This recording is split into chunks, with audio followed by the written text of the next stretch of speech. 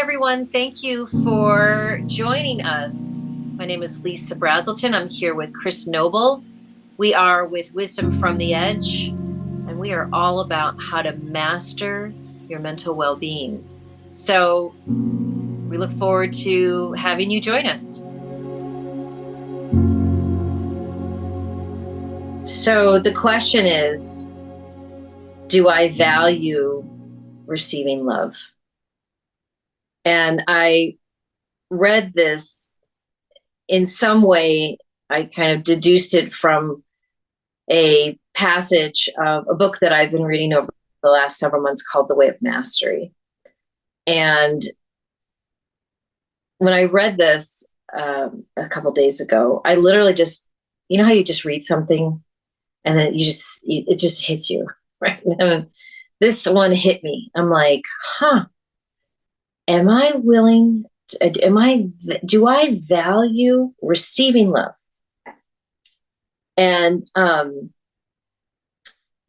because if I do value receiving love, then the world will begin to show up completely differently for me. And if the world is not showing up, meaning the things that I want to manifest in my life aren't necessarily showing up in the way I would like to have them received, then this is a really good question for me to ask myself. Like, okay, if I'm not receiving those things, then maybe I unconsciously am not valuing the receivership of love.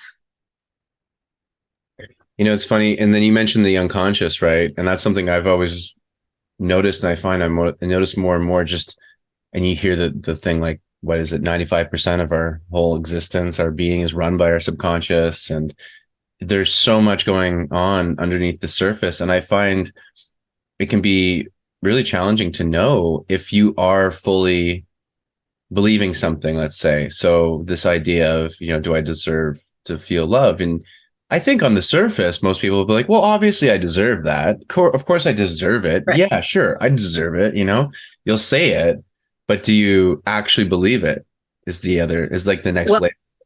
Okay. So there's a difference. Okay. Because it's not deserve as much as it is, do I allow the receivership of love to come into me? That's a good point. Right. So, and I just wrote something down here and I want to read it, that nothing can be received until a place is prepared for it to enter. Love that. And that you can only give what you have been willing to receive. And vice versa. Right. Right. It's a two-way street. That's really interesting because that totally resonates with me. I find, especially as we do what you might call shadow work or deeper work on challenging emotions, challenging aspects of your being, traumas, whatever you want to call it. Once you do, let's say, a good amount of work on a particular aspect of yourself, it clears this space.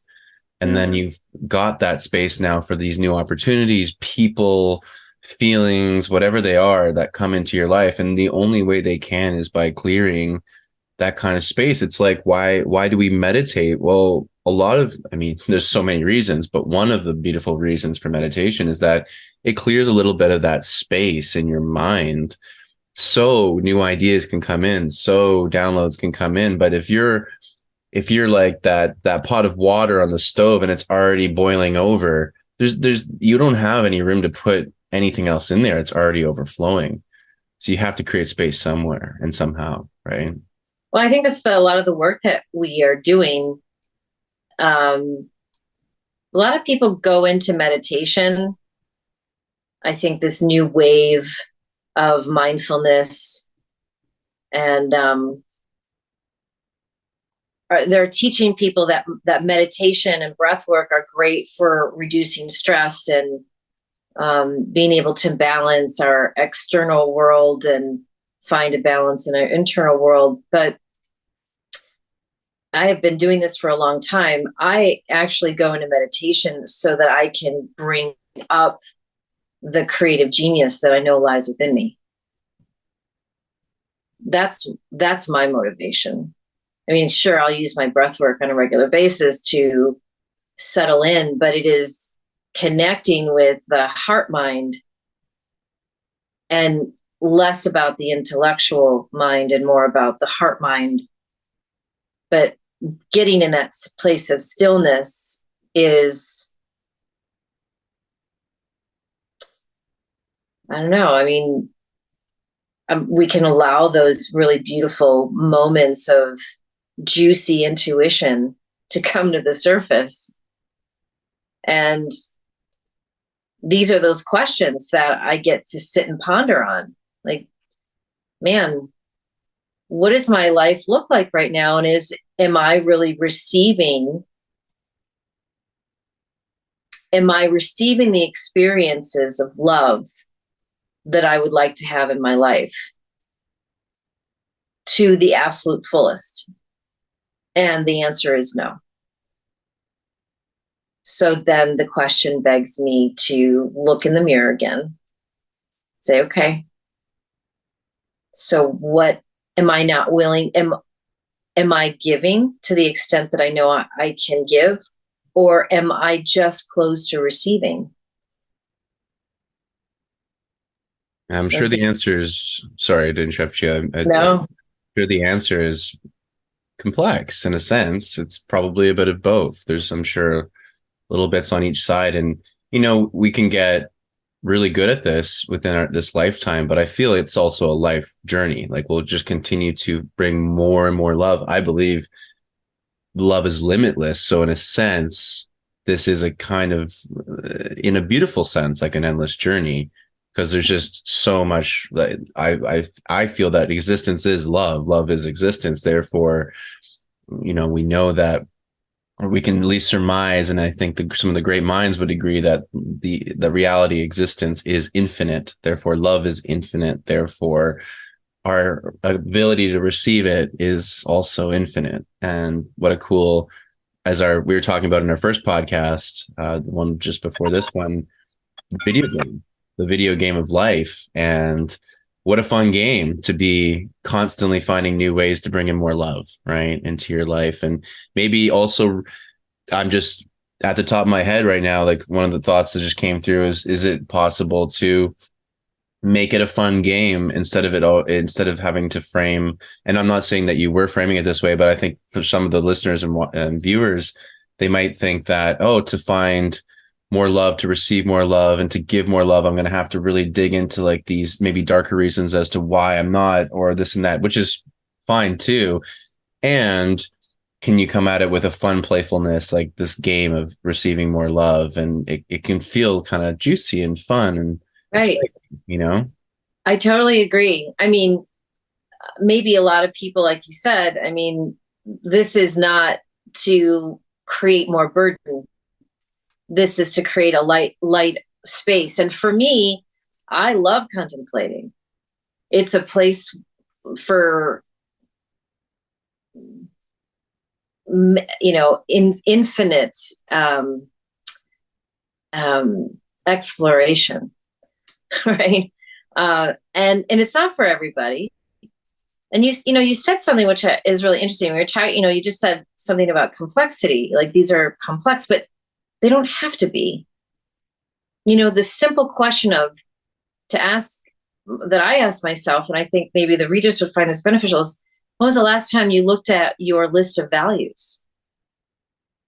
I mean, I don't think a lot of people go through and be like, hey, you know what? I think I've got to take a look at my values. Some things in my life aren't quite going the way I would like them to go. I need to take a look at them myself and see what I'm, vibrating out there in my reality. We talked last week about the stones, the pebbles that we're throwing in of the still pond of life, and the ripple effects are the experiences that we have. So these questions are really simple. And I think the complexity is what the ego tries to create, but it's really not complex. I mean, let's face it, we can't move into love when we have fear. We can't move into forgiveness when we have judgment. We can't move into the infinite when we feel finite. Ultimately, it starts with yourself. If you want from others, then always comes back. Okay, that means obviously I need to love myself more, and how can I open up to that? And those are the beautiful questions. I think half the time it's just asking the question, right? Like you said, you read this in a book, and then here we are digesting it over a podcast, and I'm sure you were marinating in that for a while. And its questions are arguably as important, if not more important, than the answer sometimes, right? Absolutely.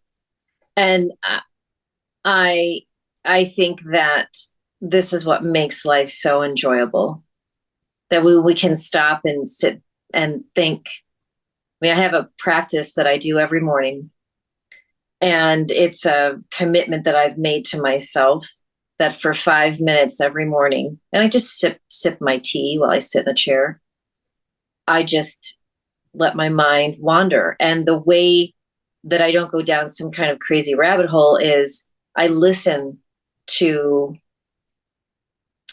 trying to discern the faintest noise that I can hear. Maybe it's 5 minutes, maybe it's 10 minutes. And I just sip my tea. I'm like, oh, I can hear that bird. Oh, I can hear a different bird.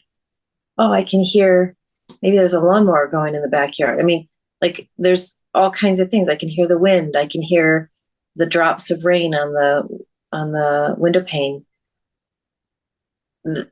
Going back to that level of simplicity, that I think is self-love. I mean, maybe as the listener is saying, look, you guys can talk all of it. And this is the part that you and I really wanted to get out of this podcast, is that this isn't just about a philosophical conversation about love and self-awareness and higher consciousness. It's how do we do that? The hows. And just asking yourself a question and taking the time to sit and let the answers surface through sitting for 10 minutes, 5 minutes every morning. See what happens. That's self-love, I think. Yeah, it's taking that time and that intention to be with yourself, regardless of your situation, whether you got a busy house with a full family going on, or you live on your own, or something in between.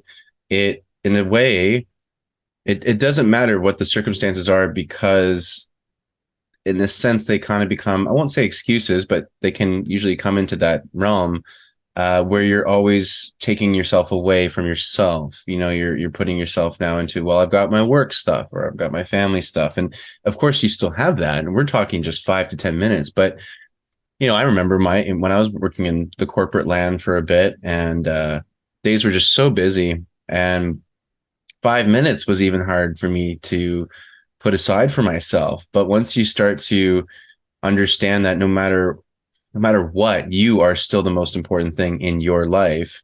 And ironically, or interestingly enough, when you start to put that extra 5 to 10 minutes a day just for yourself, the things that you wanted to have happen, and the things that you wanted to potentially improve in your life, they end up likely improving and happening because you're giving yourself that extra bit of time.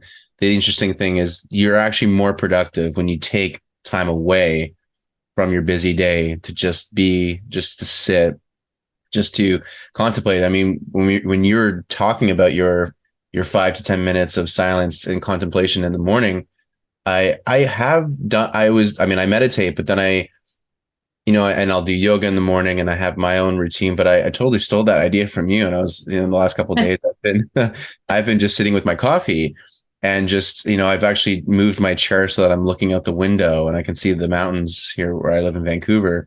And I'm taking full advantage of what my view is, and just have my window open a little bit, can hear the birds, can hear the neighborhood, and just to sit and just to be in my own thoughts is it's really beautiful. So that's a nice little takeaway that even I took out from our conversation. That's what the listener and the audience can do here is there's such simple, actionable steps that we can start to take in that direction of self-love. Yeah. What you were saying reminded me of taking that question and adding one word to it. And do I value receiving self-love?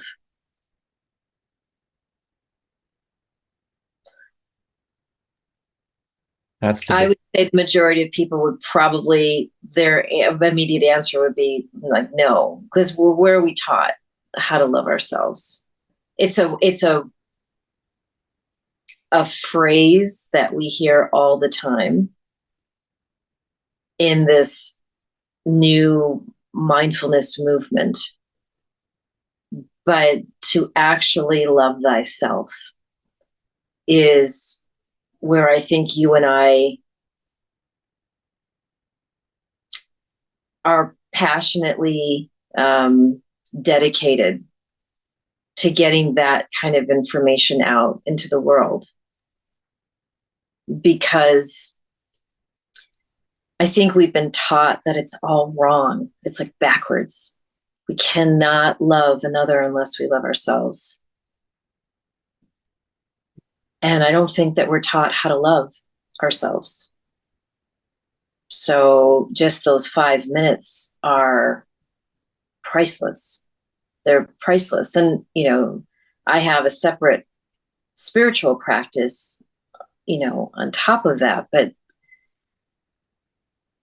I just get up earlier, right? I mean, I know what it's like to be so busy too. I mean, we all have such crazy busy lives, and there's a lot of listeners who've got kids and, spouse and, or partner or whatever. And there's like crazy stuff going on in the morning, getting the kids ready for school, whatever, daycare, that. I would get myself up in a crazy early hour, just so I had a little alone time. Right? Even if it was 15 minutes before the rest of the household got up in the morning, that was my sacred private space. And that's to have that healthy boundary that listeners can decide that that is a healthy boundary that they're going to hold, and that their family, in honor of them, to give them that space. That's another thing, is to ask for that boundaries, ask for that honoring. What do you think? 100%. I remember when I first was learning transcendental meditation, they gave us those things that you hang on your doorknob, like at a hotel, like please do not disturb. And this was saying something like, do not disturb, I'm recharging my batteries, like instead of like I'm sleeping, it's like I'm meditating, so I'm recharging myself. And they gave it to us just in case. Even they were using that for if you work at an office, because I actually trained in downtown Toronto, which is like the New York City of Canada, basically busy financial district area. There was some random office space that the TM Institute, had here in Toronto. And I found it so funny learning this ancient form of meditation in this downtown metropolis energy. And they really catered towards that, because they're like, hey, we know like everyone is a busy person. And there is an inherent, let's say, issue with that as a much bigger societal, I would say, problem that we need to take a step back and be like, why are we so busy though? Is it necessary? But outside of that, embracing the fact that, okay, well, but right here, right now, we are busy. How can we mitigate that?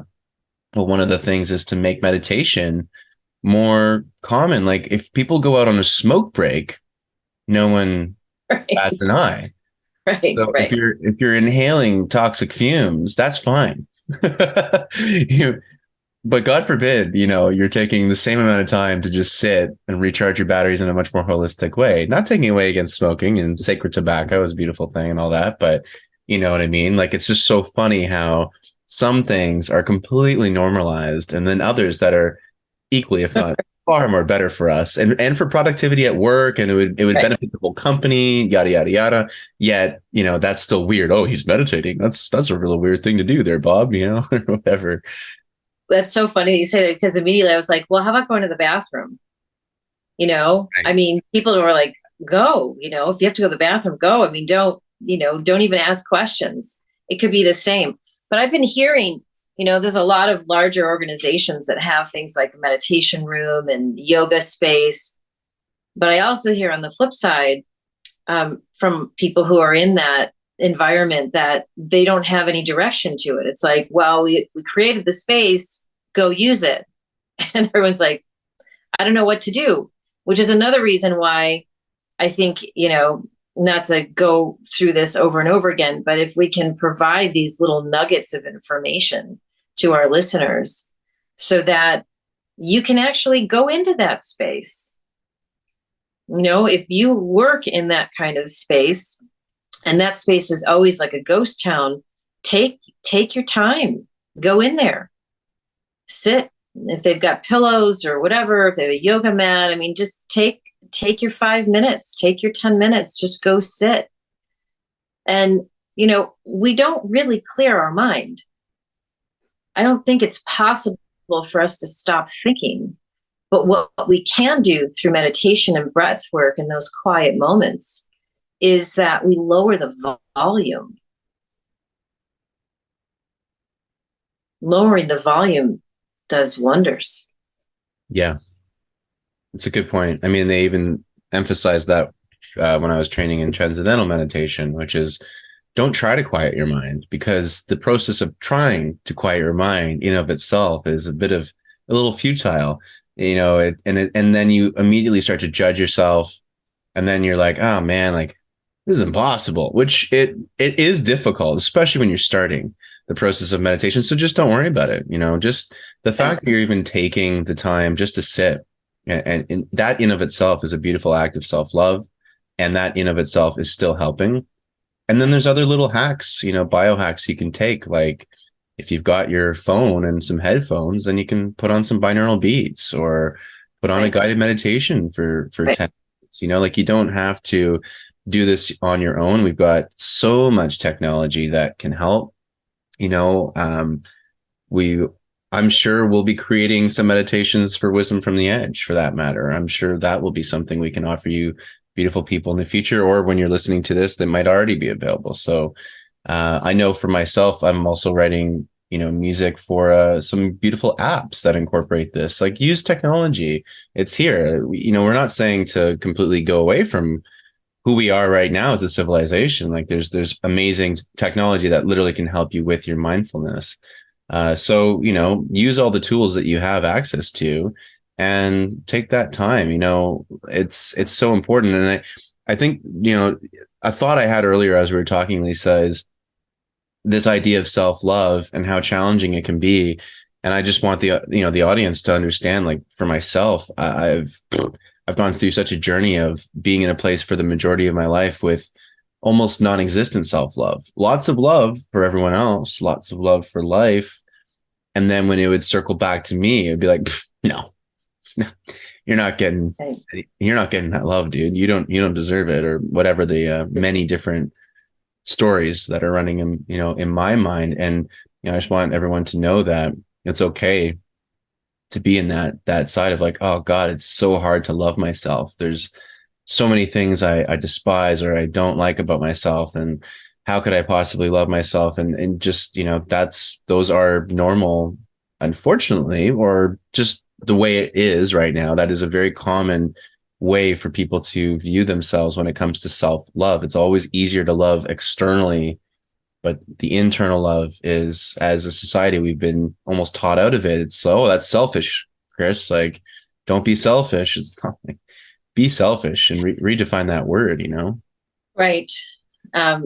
You bring up such a great point, Chris, because yes, we are not taught these things, but we can learn them. And that's the change. And as with any habit, this is a habit that gets created. And when you can, even if you don't believe it, if you can say and become aware of that negative thought loop, those thought loops that go, how we think creates how we feel creates how we think. If at any moment you can become aware of maybe a phrase that you say to yourself on a daily basis. I mean, I remember when I would hear myself, all of a sudden I'm like, oh my gosh, I actually say that to myself all the time. I didn't realize that I used to say, what are you, stupid? What are you, stupid? Like in my mind, I would say that to myself. I had to become aware of it through the practice to be able to hear myself say things that now I wouldn't even dream it, even on a subconscious level, because I clear it. Right? So that's part of the practice, is you're clearing it. And then what happens when we start clearing out this old unconsciousness, and just for the audience to know that, by the time we're 40, we have around 65, 70,000 thoughts a day. And out of those, about 95% is sitting in our subconscious. Only 5% is what our conscious mind, and remember, our conscious mind is always going. So that reminds, if you can just think of the iceberg, you just see like a little bit of iceberg, but underneath is this huge, what you're seeing is the consciousness. What you can't see or not aware of is the subconscious. And a lot of the work that Chris and I do is working not on the conscious level, but it's on the subconscious level. And because I wasn't even aware that I was saying that kind of stuff. So then I became aware of other things that I was saying to myself. You know how it's really easy if you're wanting to buy a yellow car, all of a sudden you see all the yellow cars all over the place, right? It just becomes known in our reality. So what happens when we start to shift that and we become aware of it is that our vibrational frequency, which is everything, by the way, every thought, every feeling, every action, every behavior, the air, the plants, the room, the universe, you, me, everything has a vibrational resonance. And when we shift out of maybe a negative thought pattern loop, we change our vibrational frequency. And that's where the magic of life really starts to get fun. Because then as we change that low vibration, those subconscious programs, we then become lighter. And that lightness turns into or transforms into a higher vibration, which then allows for the manifestation of the things that we want in life to actually find us. That's how we work less. And you were saying, there's so much, we get really busy in life. But when we take the time to do the things that nourish ourselves, the things that we have to do in life actually end up working when we do less. Yeah, isn't that the funny part about it, right? And one of the those are all really great pointers, and again, I really recommend that those listening and watching, the ones that resonate with you specifically, give them a try. And it's an experimentation process, because you really do need to experience these things to understand how they work, why they're so important. And it's going to be different for everyone. We all have our individual journey and experience through life. Therefore, we're going to have our own spin on all of these tools and techniques. So have fun with that. Create your own perfect, beautiful morning routine. It's going to be specific to you and how you like to move through life. That's the fun thing. So we're just going to keep giving you all these ideas and tools and techniques that you can just now go off and customize yourself. Some of my favorite yoga instructors, what I love is how they instruct me while I'm moving through the yoga flow. They're like, okay, and here's something you can try this, or if you want a variation this way, you can try this, and they're so encouraging of you want to form your own flow and your own practice, because your body is the only one like it, and our souls and our personalities and our consciousness is the same thing. There's only even though we're all connected, we all come from the same source, we're also so individual and so unique. And it's beautiful to just embrace that uniqueness. So, let us know in the comments what your, unique individual morning routine is. What's your meditation routine? How do you like to find quiet and contemplation? And with regards to the self-love thing, one of the techniques that I was given when I was actually first getting into therapy in my mid 20s, my therapist at the time, brilliant guy, gave me this such a simple, and you probably may have already heard this technique, audience members. I know, Lisa, you have for sure, which is you treat yourself like your best friend or your own child, or you just think of a dynamic in your life that you have unconditional love for. So whether you have a child, a hypothetical child, a best friend, a niece or a nephew, whatever, grandparent, whatever that is, whatever that relationship that's the dearest to you, use that and then put yourself in that role. So let's just use your child as an example. Like, would you speak to your child the way you speak to yourself? And I know for myself, a couple of years ago, the answer would have been like, oh, dear Lord, like I'm horrendously cruel to myself. Therefore, I'm saying the most horrible things to my child, you know? And so once you flip that mentality and that perspective and you view yourself in that light of, well, would you speak to your best friend that way? Would you speak to your child that way? And, whatever the answer is, that's the answer you want to then move into. Well, then don't speak to yourself that way because you are that child. You are that best friend. And once you actually cultivate a relationship with yourself, that is like, yeah, I am my best friend. And and I remember when I was going through this where I didn't really fully believe that, but then time continues to go on and my practices of self-love, like we were just talking about, I would just keep doing them, not necessarily believing them all the time, but certainly doing them. And then now as we're talking on this podcast, I'm able to reflect and realize, wow, my self-talk is completely transformed because I would never dream of saying those horrible things to myself anymore. Like it hurts. I actually like feel like I've said them sometimes because they just in a moment I'm like, oh, you idiot. If I parked wrong or something silly like that, right? It comes out.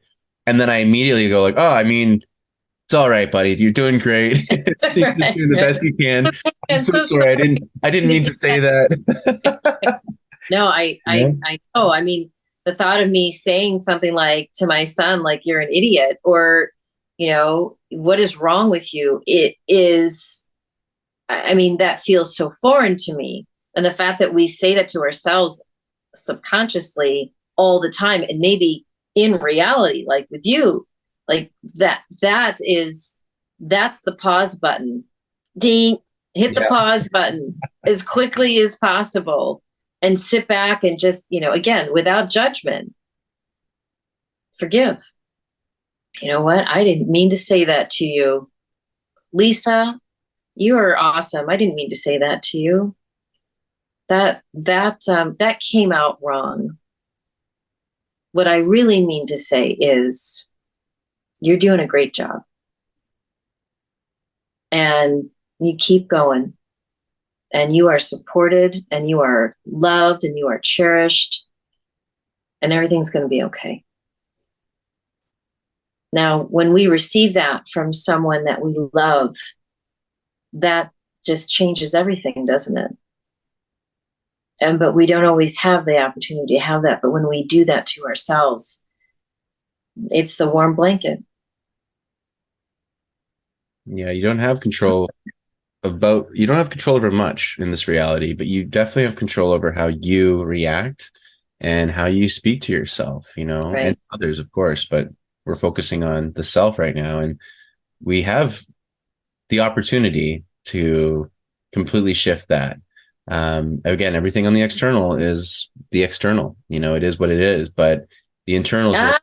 I don't know about that. I'm gonna say that the external is a mere reflection of what our thoughts are. We talked about this last week. And we get to create our reality. We get to create that reality. What did I say earlier? I said something earlier that, and sorry, Chris, because, I like to challenge this. It's Oh, like, that's great.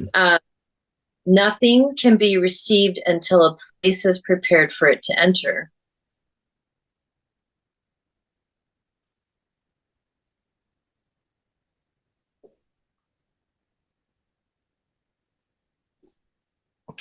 Last week, we talked about the simulator.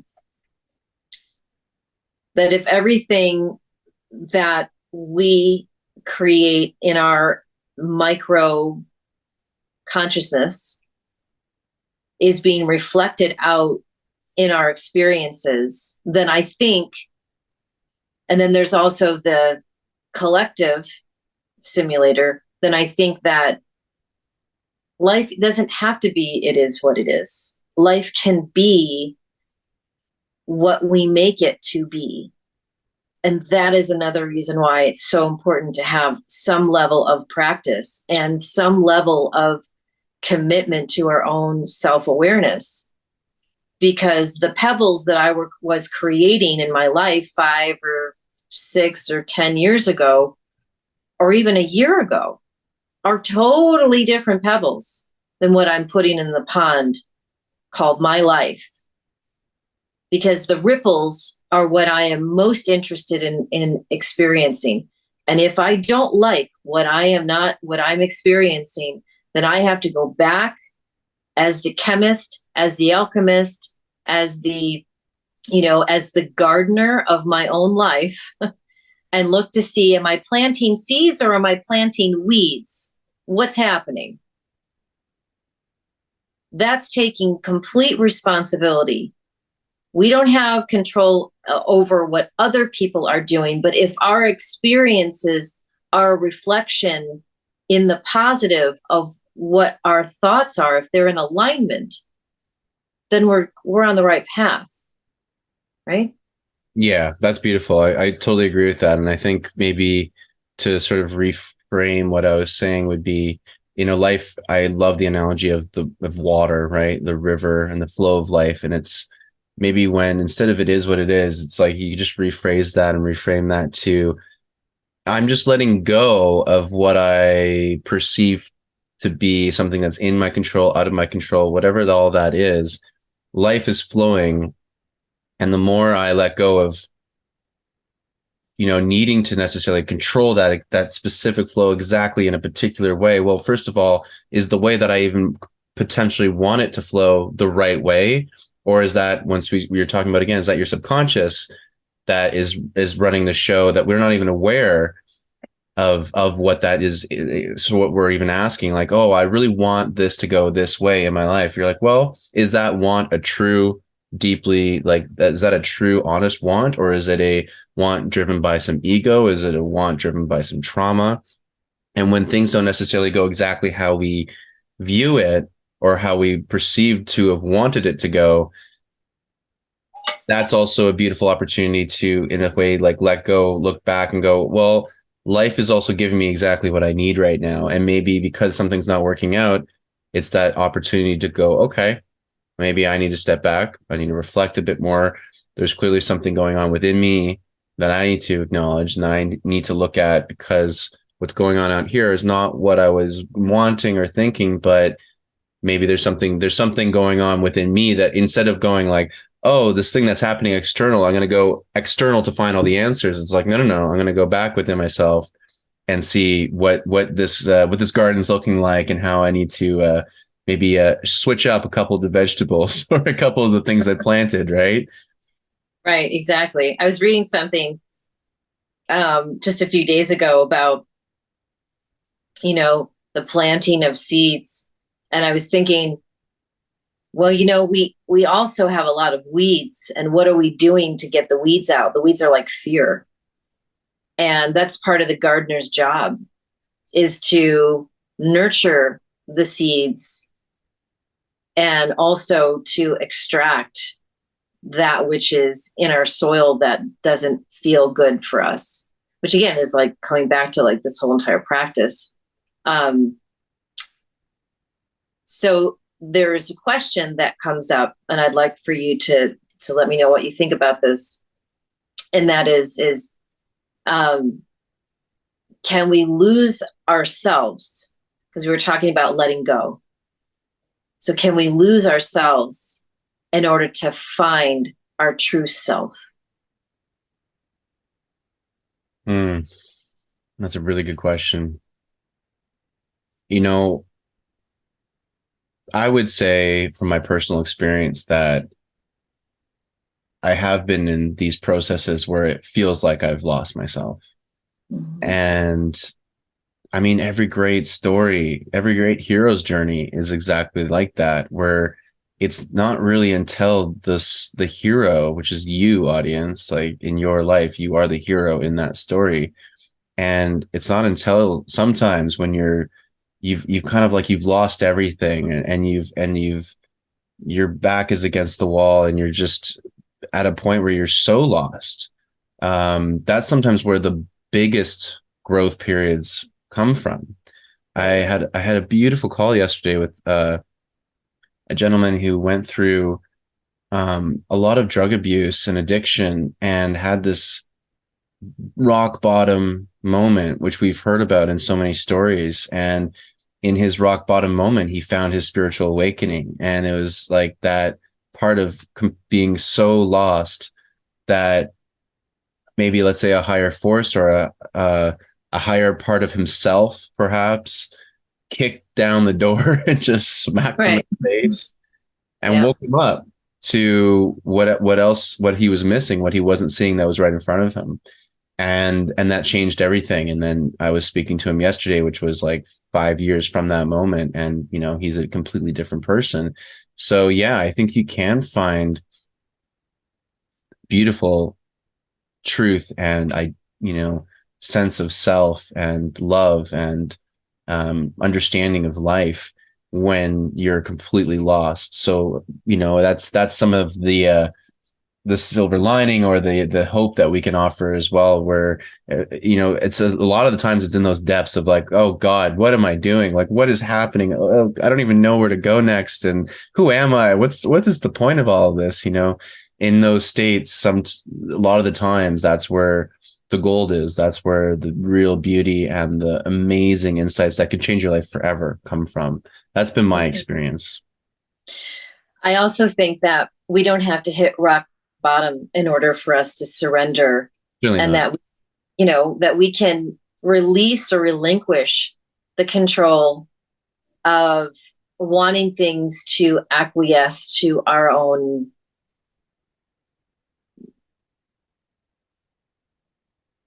order. And that is also letting go.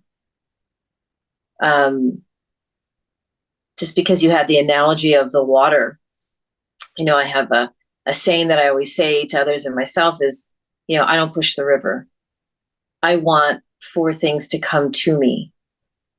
And I had yesterday, we're redoing our website on Wisdom from the Edge. I cannot wait until it's done, because it's a long, arduous process. And there's a lot of hiccups that are happening. And I've been spending hours and we're just putting so much energy and effort in.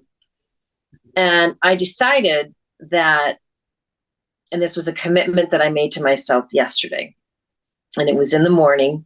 And it was like, okay, anything that feels like I'm pushing the river, I'm going to literally stop, get up, and walk away and do something completely different.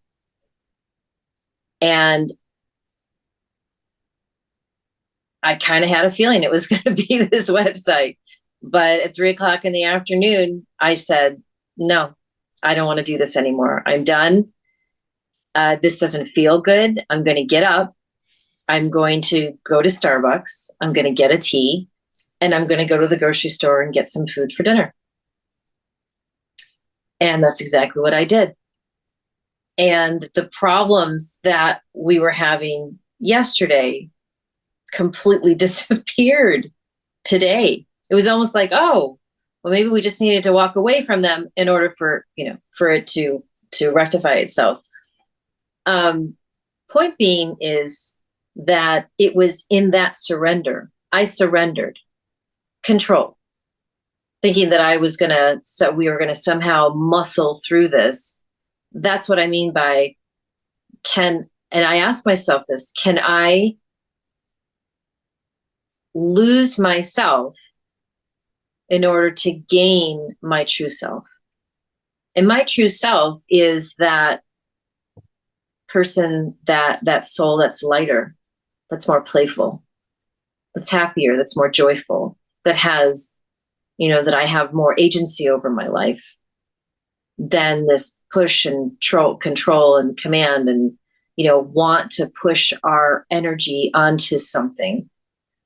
So that's been a really interesting new process. Not sort of new, but it's been really a forefront in my mind because, as you know, I'm a big, let's go, make this happen. Oh, I see those dots connected. Let's talk to this person and let's create that plan and that program. And, I'm sitting on 3 or 4 books that are half written, half in my head. Let's just do it all. But how is any of it going to work unless I lose my 3-dimensional self, if you will, the self that is trying to live through illusion and instead step into that higher self that is filled with light and patience and understanding and let things unfold. Yeah, that's beautiful. I know with the higher self, and I've heard this from so many different sources and points of knowledge, whether it's ancient wisdom or people that research near-death experiences, where this idea of a higher self is really like going into the perspective of the person playing the game, not the character in the game. And I'm using the game analogy again because it's a really helpful one for me personally, because your higher self, from what I've gathered with this, and audience, let me know what you think the definition of a higher self is, because I think it's a little different depending on everyone's experience. But essentially, it's this aspect of ourself that transcends time and transcends this physical reality. So in a way, the higher self is the one that has a better perspective on the cheat codes, for one, and also the entirety of the game, what the game looks like from a bird's eye view, versus the view of on the ground, in it, surrounded by it, consumed by it.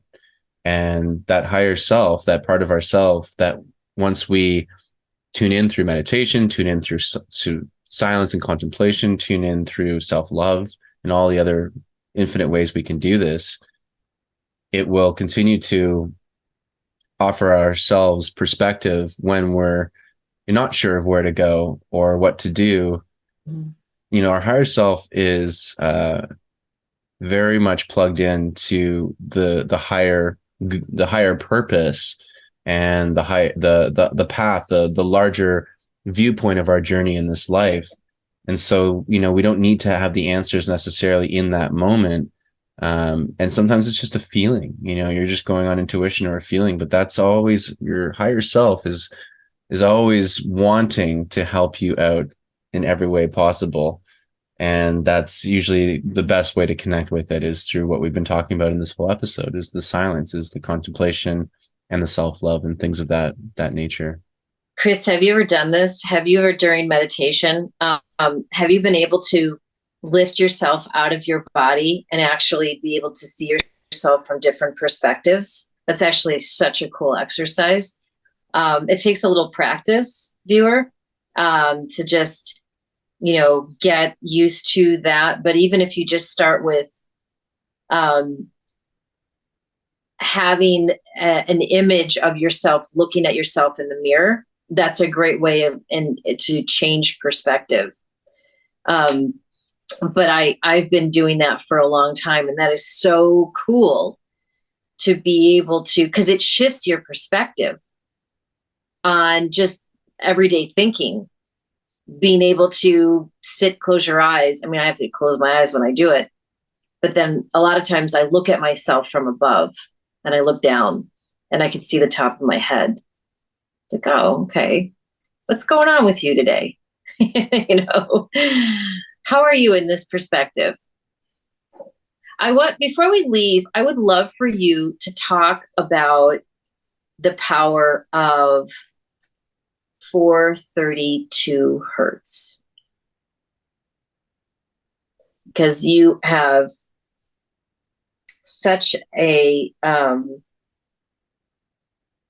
gifted talent in music, and I love what you create.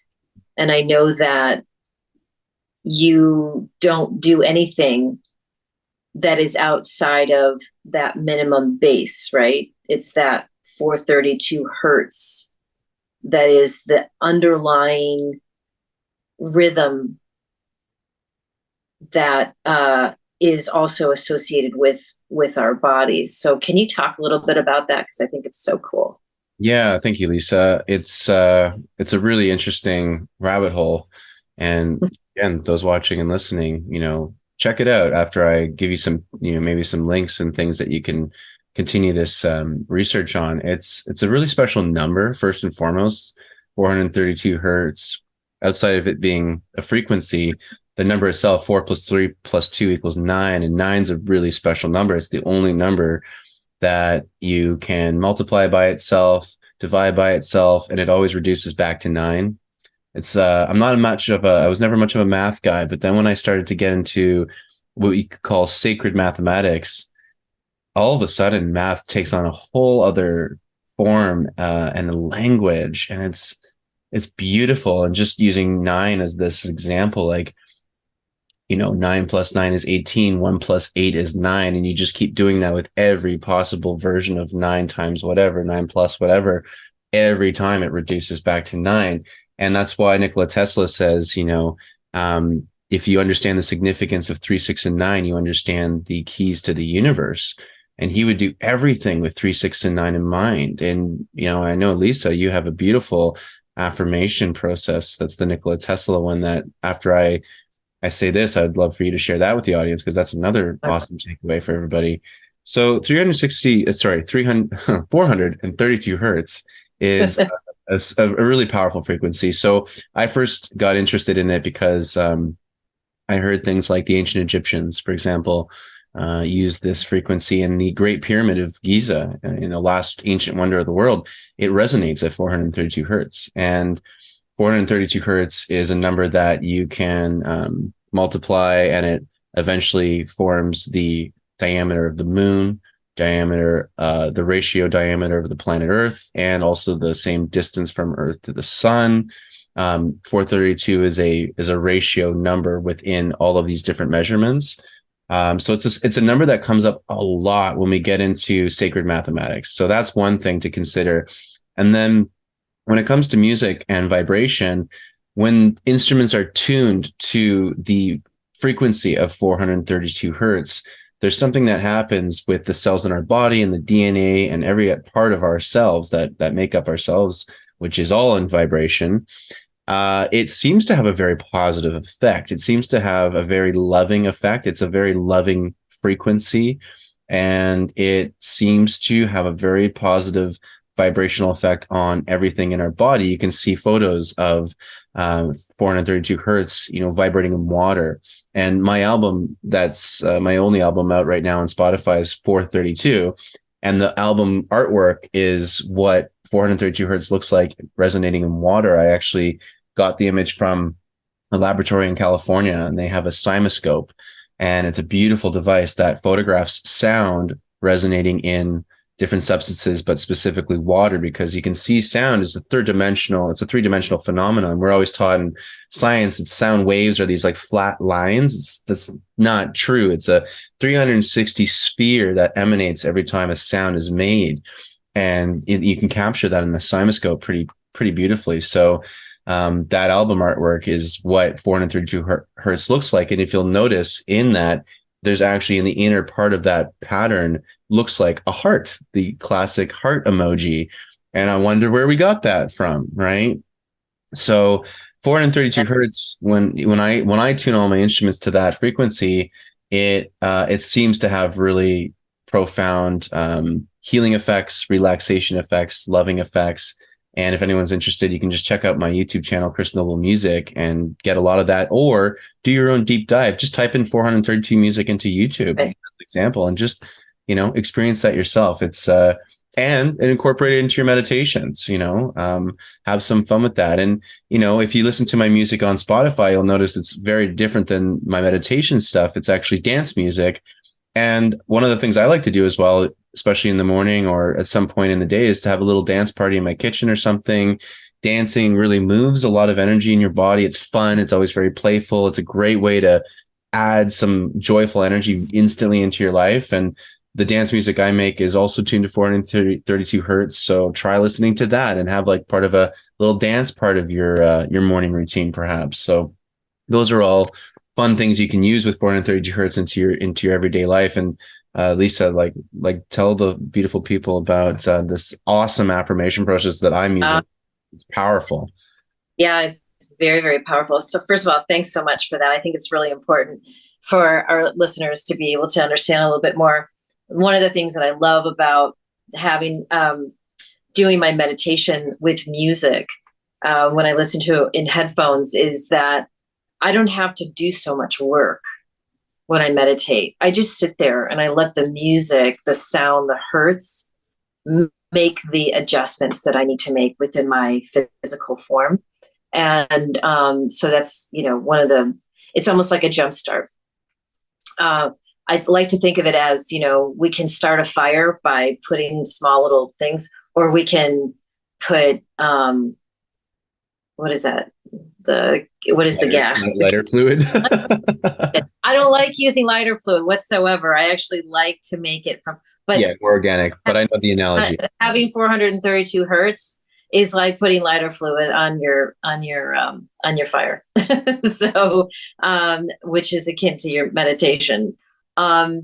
Okay. So I listened to, and I wish I can remember, and I don't remember the name of a YouTuber who told me about this, but I read it also in a book. So as Chris said, Nikola Tesla was, maybe we could use the word, a little obsessed with 369. Everything he did was around 369 because of its sacredness in both geometry as well as in sound.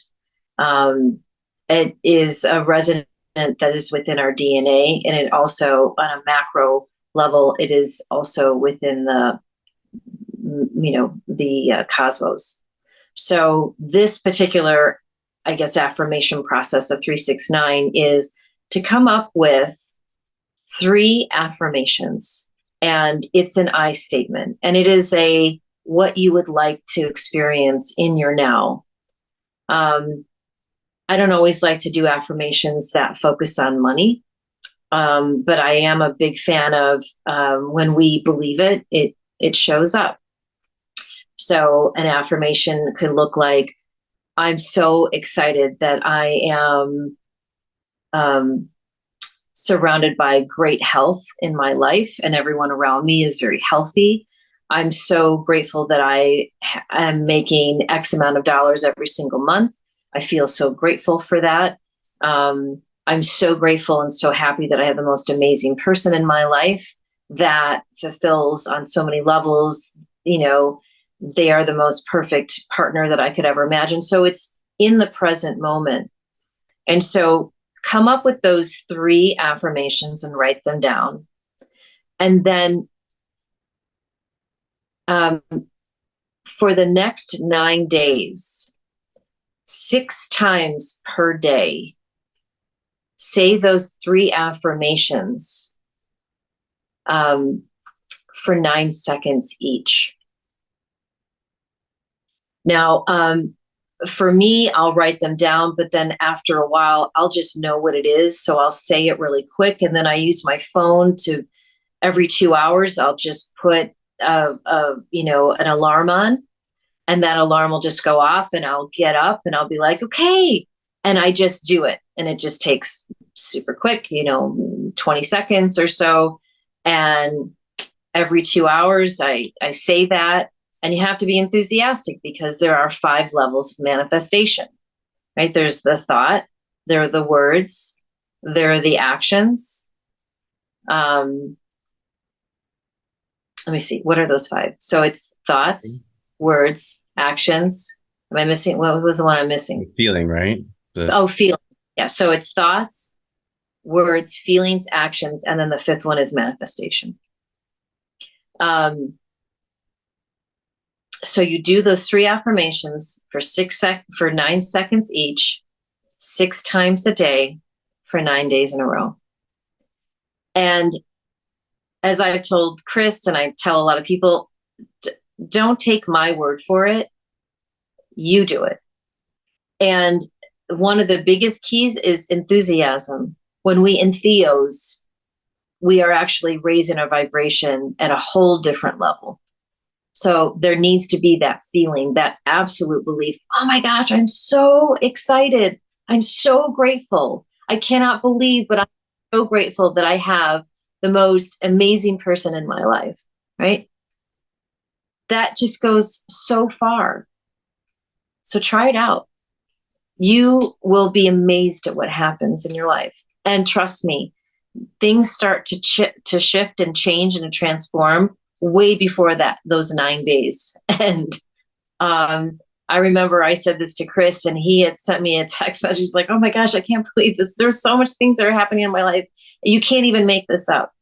So we would love for you, audience, to try it. We would love to hear from you on the manifestations that are going on in your life. And this is the fun part. Like, let life be playful. Be light about it. Don't think too hard. Don't have expectation that you're going to hold on to. If it doesn't work, you're going to be all disappointed. You just want to let it go. Remember, can we lose ourselves in order to become our true self? I love it. There's your takeaways, everybody. So give it a try, have fun with it. The playful attitude is so important too. A lot of spiritual work, a lot of self-improvement work can sometimes feel like it has to always be serious, has to always have this, okay, I'm going to go deep into the depths of my being and all this kind of like cool, but you can also have fun with it. It can be playful. It doesn't have to always be so heavy and serious. I think that a lot of the ascended masters, you certainly see those images of the laughing Buddha all the time. These individuals who have attained such incredible vibrational states, higher levels of consciousness, they laugh all the time. And one of my friends sent me a compilation of the Dalai Lama laughing. It was very heartwarming just to see him giggling like a child, like in these hugely big presentations worldwide, right? And he's just giggling like he's 5 years old. And I think it's so important to remember that we're also here to play, and this is a big playpen for us in a lot of ways. It is. Right. So enjoy that. Thank you so much, Chris. This was wonderful. Thank you, our listeners, for listening in. We'd love to hear from you. We'd love any questions you have to ask. Share any stories you have. We would love to support you in any way we can. Thanks so much, Chris, for all of your wisdom and your constant journey and your inspiration. It's wonderful. Thank you, Lisa. Same to you. And thanks everyone for tuning in. We'll catch you on the next episode. Well, thank you so much for tuning in to this episode of Wisdom from the Edge. I'm your co-host, Chris Noble, and on behalf of Lisa Brazelton and myself, we just want to say thank you so much for tuning in, checking out the episode today, and being a part of this unfolding as we are here to essentially stimulate conversation and expand consciousness through love and through information. And so in doing so, if you want to support our channel, please like and subscribe. Be sure to message us if you have any questions or things that you'd like for us to cover on the show. We'd love to hear from you.